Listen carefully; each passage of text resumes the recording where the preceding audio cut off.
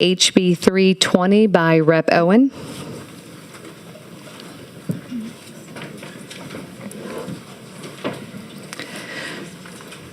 Staff, could you please read in the bill? Yes, ma'am. Madam Chair, next up is House Bill 320 by Representative Charles Owen. It repeals certain student instruction and teacher training requirements and authorizes the State Board of Elementary and Secondary Education to adopt policies requiring the inclusion of certain topics in such instruction and training. Thank you so much. Rep. Owen, on your bill. Thank you, Madam Chairman. Madam Chairwoman. Thank you, members. I will do my best to step through this and explain what it is we're trying to do here. There is an amendment that needs to be offered up, but I'd rather speak first and then get to it because I'm going to explain how this is going to be in the end, and the amendment we're offering up today simply clarifies that or gives it a little bit better articulation. So 10 days ago, Governor Landry stood in the well of the House and he said, "I want to be able to let teachers teach." Although I had not waited until he said those words to craft this bill, I will use those as my marching orders. We do a lot of things here. Over the course of time, over the course of the last several decades, we have done a lot of things here. A lot of wonderful, well-meaning things have been brought up to try to help or to try to prevent or to do a lot of things. But what a lot of these things have done is they have impeded the capacity and the time that our teachers have to conduct basic instruction inside their classrooms. And I scratch my head at it because I've never seen anything done here that wasn't well-meaning. And I went back and I looked at some of these things that are being offered up for repeal, and some of them were done as long ago as 30 years ago. And so the intention is to take some things out of statute that are in statute now, to repeal them, things that are requirements that we have dictated from this body that teachers will teach to students, and training requirements that we have dictated that teachers must sit through. And we will repeal these things, and we will subsequently hand them over to the Board of Elementary and Secondary Education, which I would like to remind everyone listening is in fact the state school board. That is the best way that I can understand. That is, they are the government, they are the constitutionally established school board for our state. And I believe in passing those things over to Bessie, to trusting those things to Bessie, and to let them decide what needs to go on inside of our classroom. Because by and large, Bessie and DOE are manned by educators. There are a number of Bessie members who are former educators. Some of them are not, but it is their charter, just like our local school board is, to do this. Our DOE is filled with school personnel. And so what I would like to do is to turn that trust back over to them, and for them to, at their appropriate time, decide the frequency of this training, the utility of this training, and what training will be done inside of our schools. This is done strictly as help for our teachers. I have no other reason to do this, because I know that if teachers are empowered, they're going to do better in their classrooms. You're going to be given a letter, you may have already gotten it by now, that I received from a teacher back home, and I'm going to read this on my closing, and I'd like, if y'all have time, to scan the words of this teacher of a neighbor of ours from back home. I want to empower our teachers. I want the school day to be a place where the teachers are there to teach, and we empower them to the greatest extent possible. And that is the intent behind this bill, and I will be glad to answer any questions. Thank you, Rep. Owen. Would you like us to take up your amendments? Yes, ma'am, I would. Okay. So staff, would you read in the amendments? Yes, ma'am. Committee members and Chairwoman Schlegel, Representative Owen is offering a one-page set of amendments, number 1152. You should have a copy in your folders, and it's also available online. Okay. Yeah, so Rep. Owen, would you like to explain what they are? I will. On the second page of the amendments on line 3, whereas it initially said adopt policies, it says promulgate rules that will require the inclusion of certain topics. And at the end of section 2, after line 12, these are the substantive changes. It said the board shall consider these topics for inclusion in student instruction and for inclusion in the training of teachers and other school employees. It just goes to a point of clarifying what Bessie should do with these things. Not that we're telling them to get rid of them, but that we put them in their lab. Now, they've already had to include them. They've already had to craft them as a part of their rules. But we're trying to get it out of statute where their hands are uncuffed, where they can provide relief for our teachers. And Rep. Owen, it's correct that you're adding back in cursive writing? I am, yes. Okay. Yes, there Thank was an initial error on my part, and my dad told me never to be afraid to admit when you gooned up, and I gooned up. I did not mean to have cursive writing pulled out, because I think cursive writing is very important in the development of students. So, yes. And more academic, obviously, Yes, than the others. It's academic, right. Because I know that they're all important. I just want to Yes. state that for the record. Yes, ma'am. Let me Okay. say that, too. They Yes. are all Yes. important. And I can't argue against any of them, because they all mean well. They're all for the well-meaning of students, but we have to go down another path. Okay, are there any questions on the amendment? Oh, Rep. Young, you have a question on the amendment or the bill? The bill. The bill, okay. So I'm seeing no questions. Any objections on the amendment? No objections, the amendment is adopted. Okay, back on the bill. Rep. Young. Rep. Owens, I want to thank you for bringing this piece of legislation. I think it is a perfect example of what we need to be doing to give teachers their time back. I also want to point out a few of the areas that that the state feel is important for students to be instructed on. Child assault, cursive writing, as we talked about, dating violence, internet and cell phone safety. I think that's a big one. Students definitely need instruction on that. And so just to kind of close out on my point, the fact that you're giving teachers their time back, but you're also stating in your legislation that you want Bessie to look at ways to include this in their instruction models? I do. I want them to make a clinical look from an educator standpoint as to how this adds to the potential success in the classroom, and then eventually over the long term for a student. And if if there are things that they ought to be included, then they think ought to be included, then obviously they're empowered to do that. But it may also go to a place, Representative Young, of them saying, okay, this needs to happen once in high school, not every year. This may need to happen once in a career for a teacher, not every year. Does that make sense? Makes perfect sense, and I'm in agreement with you. I think this is again a good piece of legislation that gives teachers their time back, and I also think it's good because you're not being restrictive. You're just saying let's give teachers their time back, but also let's make sure these subjects are still being addressed because they're important. So thank you, Rep, for bringing that. Yes, sir. Thank you, Rep. Young. Rep. Brass. Just at the appropriate time, I'd like to ask that we move forward favorably, HB 320. With amendments? As amended, yes, Okay. ma'am. Thank you, Rep. Brass. And the board is clear, so I'm going to call up a few at a time just because I know we still have some more bills. So present and would like to speak is Ben Lemoyne with the Department of Education, Kelly Botker with LA Kids Matter, waving, okay. And present and would like to speak Caroline Romer, waving. Marcus Thomas, present and would like to speak with LAE. And Cynthia Posey with the Louisiana Federation of Teachers. President would like to speak.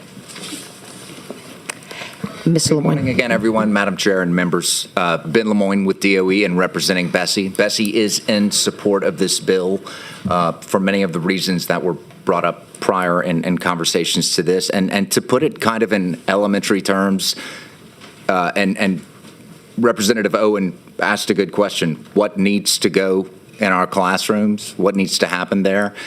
And quite simply, Bessie is of the mind that that's ABCs and 1, 2, 3s. The fundamentals are what needs to happen. And again, as was mentioned, Bessie does have policies that do address many of these topics in different arenas. So Bessie is in support. Thank you. Thank you, Mr. Lemoyne. Mr. Tom. Good morning, Madam Chair, members of the committee. I'm Marcus Thomas with the Louisiana Association of Educators. I'll be brief. We heard about the great improvements that we're making across the country. Vice President, former rep, and former Chairman Lance Harris stated earlier that we went from 42nd to 11th on improvements in economically disadvantaged students' reading deficiencies.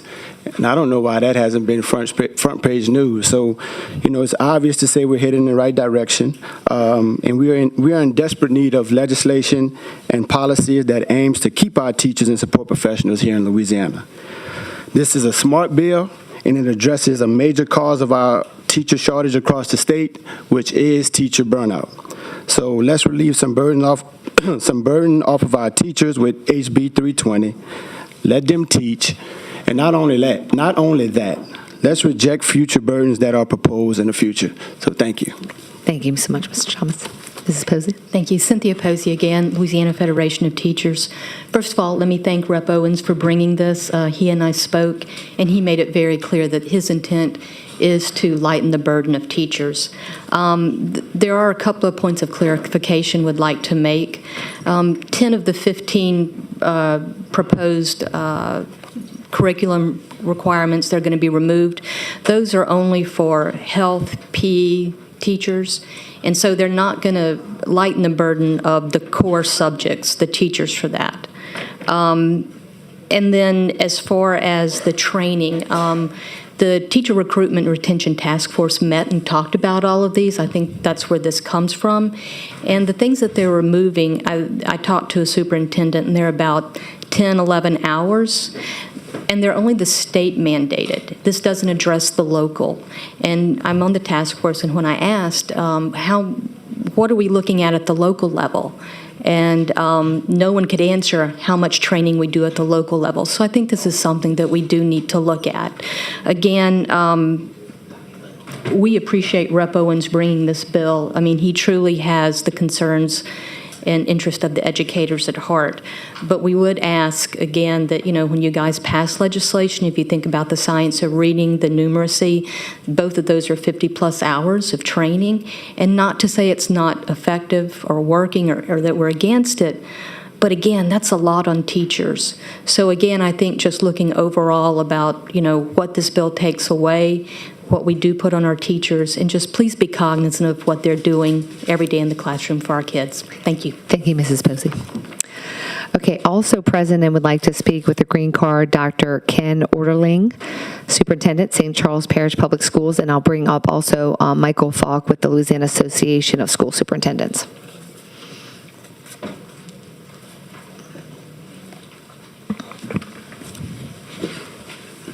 Thank you, Madam Chair, members of this chamber, and Representative Owen. Thank you for bringing this, to this body. I certainly echo many of the things that have already been said. We contract teachers for 183 days, 5 of those days of which are required for professional development.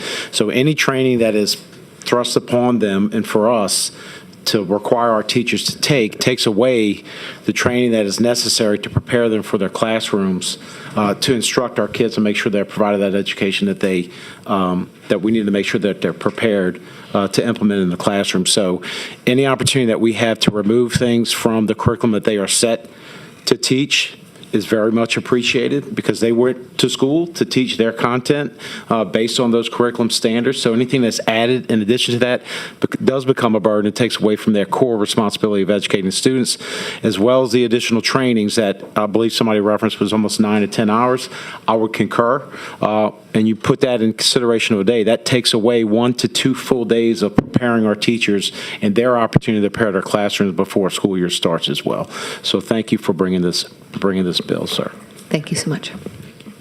Mr. Falk.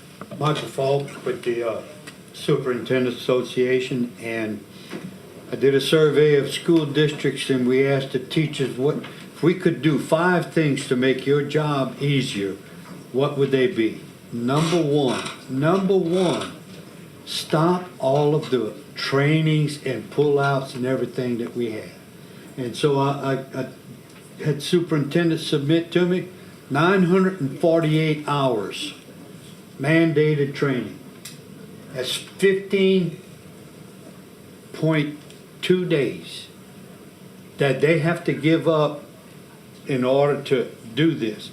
There are approximately, I think roughly 50 videos that they can do, that they can watch, that they can sign off, and they can get a certificate that they completed that video. But the days that could be saved, the time that could be spent on the core subjects. And look, some of you in here, you've offered bills before in this committee because you saw there was a need. And it's hard to speak against an emotional need or something traumatic that has happened. But it impacts our teachers also. So we are going to work with Bessie should this bill move forward. Already talked to Mr. Harris, and he's willing because he was chair of this committee and he saw all the stuff that came before. So we support the bill and ask you to move it favorably. Thank you so much, Mr. Falk. And I do know, I think Rep. Romero also has a bill to sort of address this that we'll be hearing shortly, too. So, Representative Romero deals with any future legislation. correct. And it's based on Representative Mincy's concurrent resolution that he had last year. Correct. Yeah. Try to stop the problem. Yes. Thank you so much. Okay. So also present and in support, not wishing to speak, is Mary Beth Hughes with LaBie, Lead Reed with Adams and Reese, and Ashley Nelson with the Center of Literacy and Learning. And our last card is a white card. Present and would like to speak, Danny Garrett with the Louisiana School Boards Association. Madam Chair, members of the committee, Representative Owen, first of all, I'd like to thank Representative. We've been actively engaged in working on the language for this bill. In one of my capacities, I look at this stuff as a lawyer. The structure, I understand the intent, and Representative Owen has been very clear. I think the comment you made to me was he wants teachers to arrive in August and go, wow, this is way better.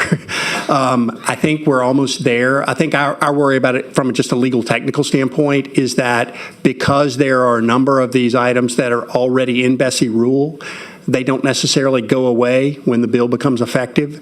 And so I think Bessie would actually have to proactively remove them from Bulletin 7041. That's just my legal interpretation. And I would love to be wrong.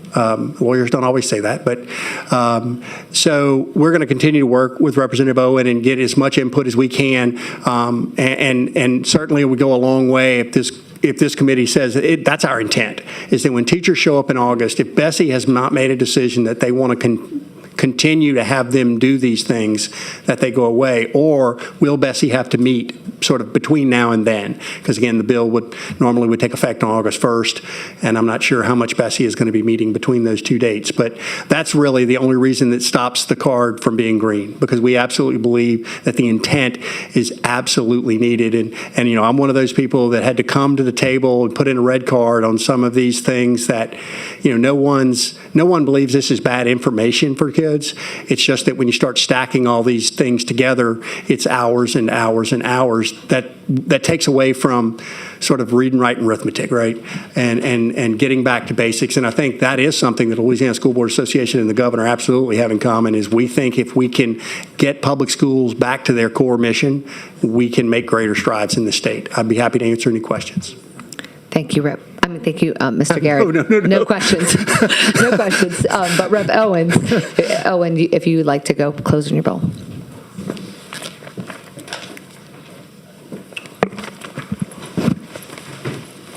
Thank you, Madam Chairman and members, and thank you for those who testified.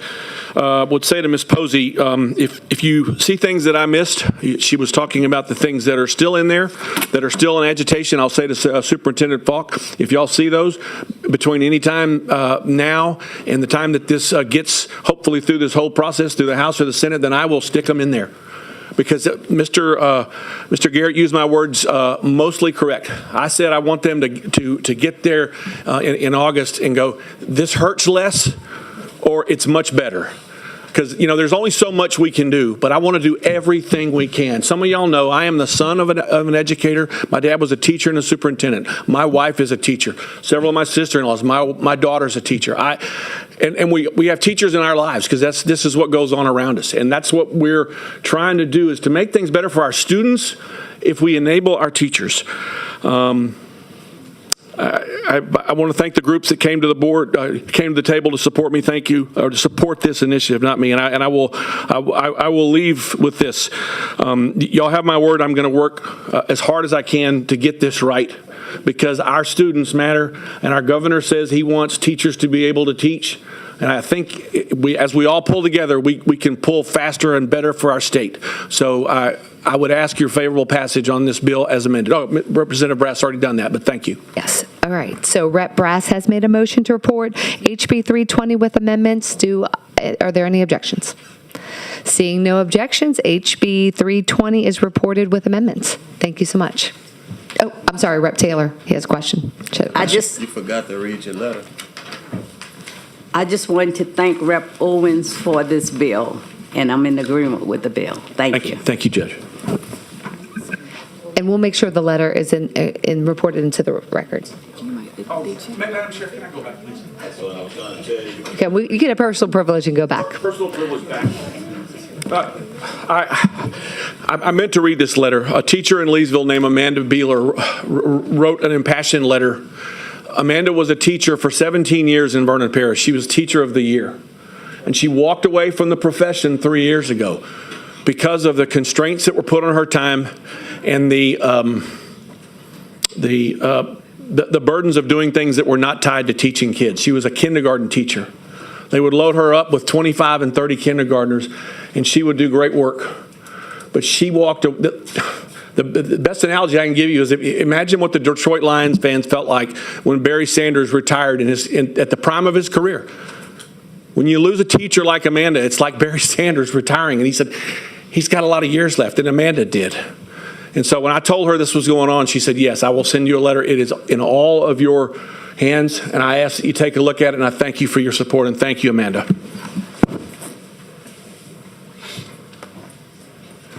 So I also want to recognize Lance Maxwell is here as the designee of Governor Jeff Landry. He's present and would not like to speak, but he is in support. So thank you so much to the governor. Richie's here, too. He needs to fill out a card. Next on the list is my HCR 17. I'm going to come to the table. Rep. Brass, will you come to the chair? So Rep. Brass will come to the chair. Oh, the vice chair's here. Okay. Thank you, Rep. Brass. So the vice chair is here. So vice chair to the chair.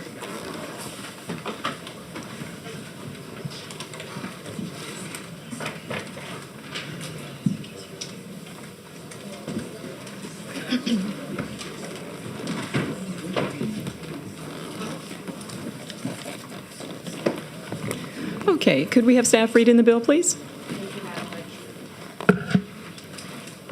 Oh.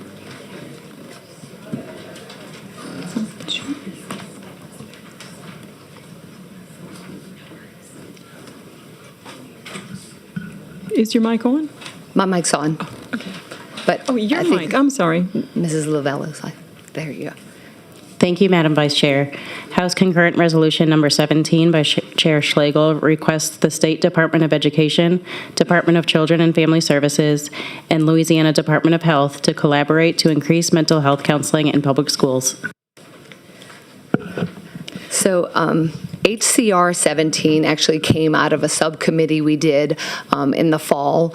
It was a subcommittee to study the state of mental health, and it was a subcommittee of the health and welfare. And so we heard testimony. We did a whole committee meeting on helping children, because right now they are in a mental health crisis. Our youth are in a mental health crisis, and we need to do something, because if not, we are going to be raising a whole generation that is struggling. And so we heard testimony from that committee where there's just not enough counselors in schools, and then also there's school districts that are not utilizing funding that is there for that as well. So Rep. Eccles and I, who's also on health and welfare, and obviously I'm on education, we did a joint resolution where we're going to bring the stakeholders to the table, where we're going to try to figure out what is the best path to getting better mental health counseling to children in schools. And so that's what HCR 17 does, and just ask for a favorable passage. Okay. We have a question from Rep. Freiberg. Thank you, Madam Vice Chair.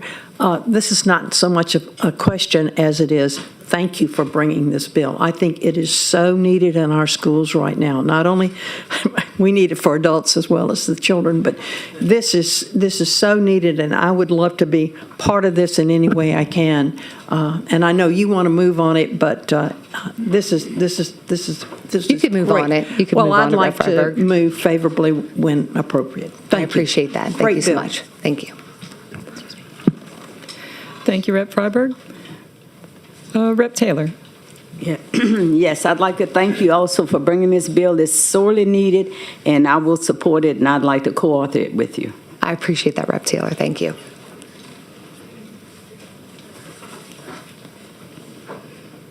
All right.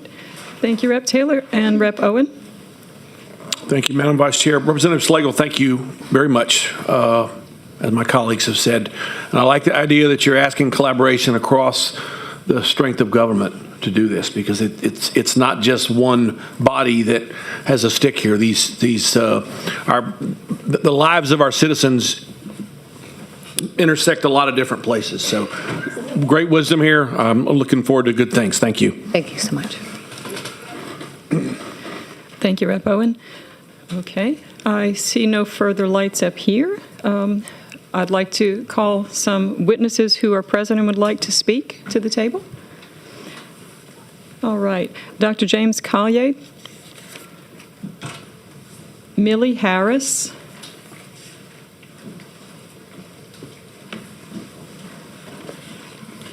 Thank you, Madam Chairman, and members of the committee, Chairwoman.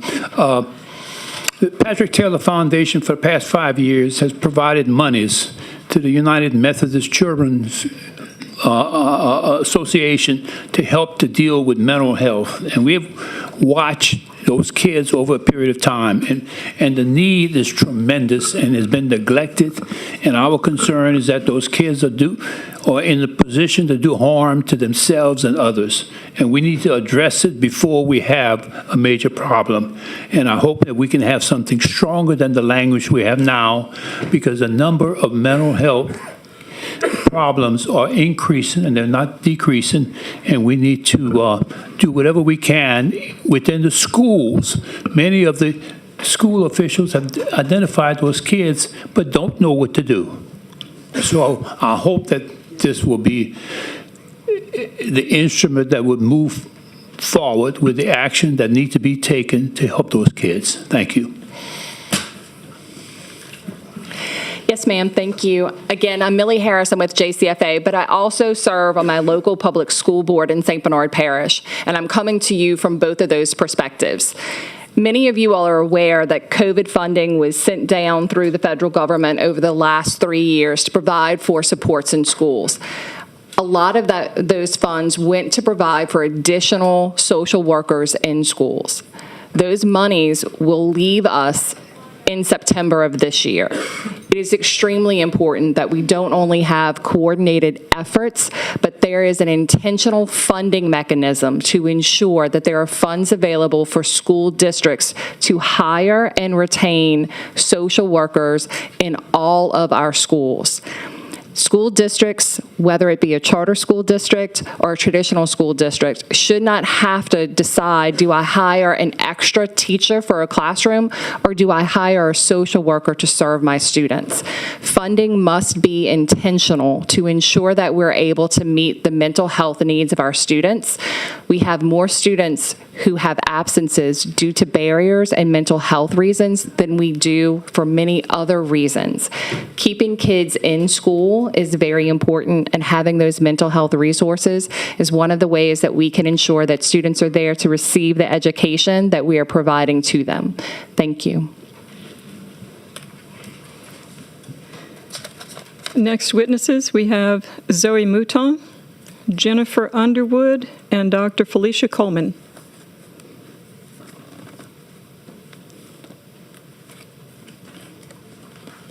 So whoever would like to go first, just state your name. Hi, my name is Jennifer Underwood. I'll go first. I'll let Zoe follow me, and then Dr. Coleman will wrap up for us, if that's okay. I am with Peer Initiative, a nonprofit that works to provide suicide awareness and prevention in schools. But my full-time job is as an assistant principal in a high school. We serve 1,100 students, 6 through 12. I want to say, I didn't know that suicide was such a huge deal, and I know we're speaking mental health generally, but suicide was such a big deal in schools until I became a school leader. As a teacher, I was completely blind to it. As a leader, and Dr. Coleman was sort of my an advocate for me to support. We did suicide risk assessments several times in my first month as a school leader. I was heartbroken. I never felt like I was doing enough. I was following the policy. I was getting guidance of my district. I was talking with families. I was talking with students, talking with counselors, but it never felt like enough. And so that's when I began working with Peer Initiative.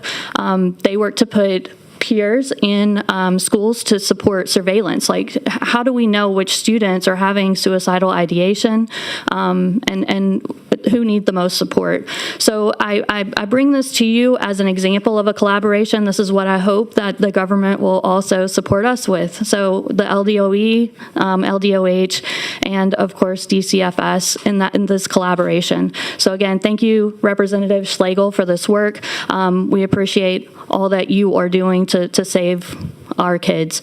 Lastly, I just want to give you a statistic. The APA says that 5% of adolescents aged 10 to 24 are thinking about suicide at any given time. In my school, I have 1,100 students. That means that 55 of them at any given time are thinking about suicide. That's terrifying, and we need resources to support them. I'll pass it over to Zoe. Zoe is a peer leader with the Pilot Club at Sam Houston High School. Okay, hi, I'm Zoe Mouton. I'm 16, and again, I'm from Sam Houston High School. I am a PST, which stands for Peer Support Leader at my school, and I am a teenager who is on the forefront of this epidemic crisis of mental health that is affecting all of our teens all the time and has even affected me before. Peer support team is I go through extensive training. I go through a year's worth of training and interviewing before I can even sit down and talk with a student. And basically, I sit down and talk with whoever and whatever they need. Usually we end up getting a schedule of certain kids who always want to talk, but really whether it's a bad day, a good day, I'm here to talk. One of the trainings I go through is ASSIST. It's Applied Suicide Intervention Skills Training. And basically, it's a really in-depth training. It's a 2-day training, 8 hours both days. And you go through what it would be like to actually assist somebody with a suicide, which I have been able to put into use. Around 2 months ago, I did help a fellow student out of suicidal ideation, and we had an intervention that was thankfully very successful. But again, I know so many people my age, and not only this person who may be faced with it not only once but multiple times, with me, myself, even being affected by it. That's the whole reason I'm a PST, and I bring forth this to you, and I, thank the Lord that we can be here today and talk to you about this, because it's such a crazy thing to think that I even reached out to a PST because I was feeling like this my freshman year, and to think if I hadn't, I may not be here with you today. And so just thank you so much. Good afternoon. I was going to say good morning, which is what I normally do, but good afternoon. I'm Dr. Felicia Coleman. I am the Title IX coordinator for Calcasieu Parish Schools. I deal with the big three: bullying, threat assessments, and sexual harassment. And now we've added to that plate suicide intervention, as well as I coordinate BARC, which is an internet-based monitoring system that looks at emails for our middle school and high school. Over the course of this job, which I'm a 34-year vet, so it's not, when I first started teaching, it was great. I went to school every day. I didn't know anything that was going on in any other classroom other than mine. And now I deal with all 66 schools in our district. And I'm going to tell you that the job parameters have changed. And they've changed in a way that I applaud Dr. Schlegel for doing what she's doing to put this forward. But more importantly, to know that the job as a teacher and as an educator has changed drastically.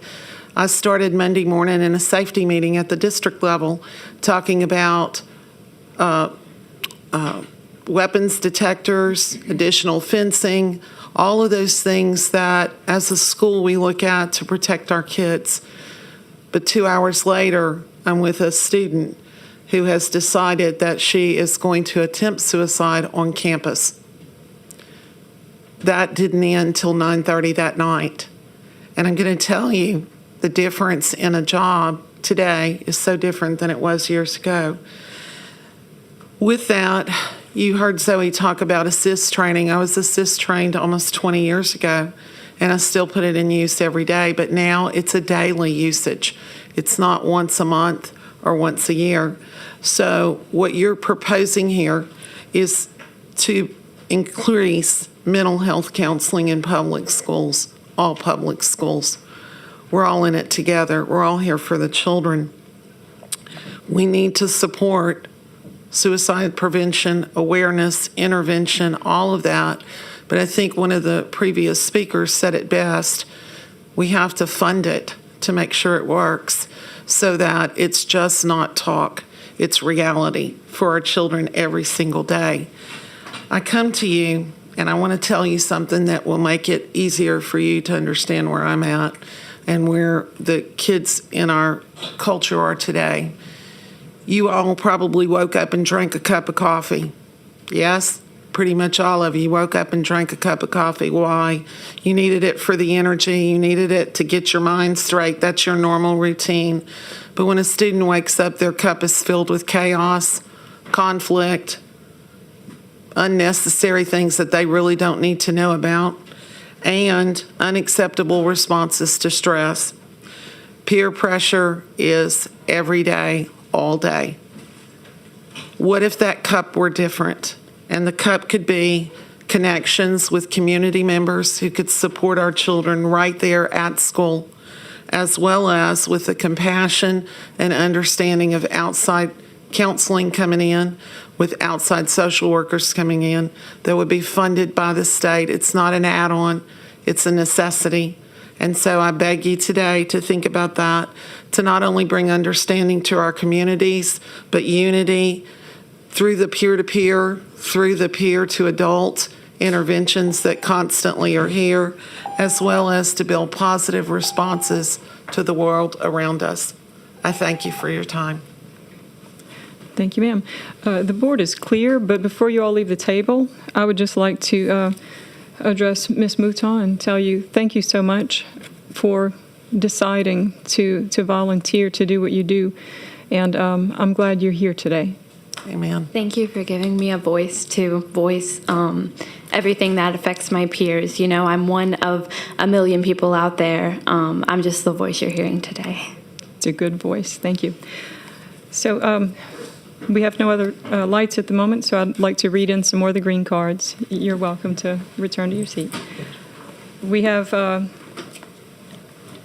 let's see, these are going to be present and willing to provide information.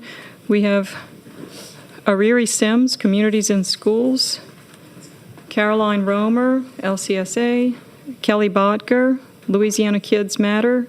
Oh, I'm sorry, that one, we're moving to present, not wishing to speak. Marcus Thomas with LAE, Mary Beth Hughes with LABI, Susan East Nelson, Louisiana Partnership for Children and Families,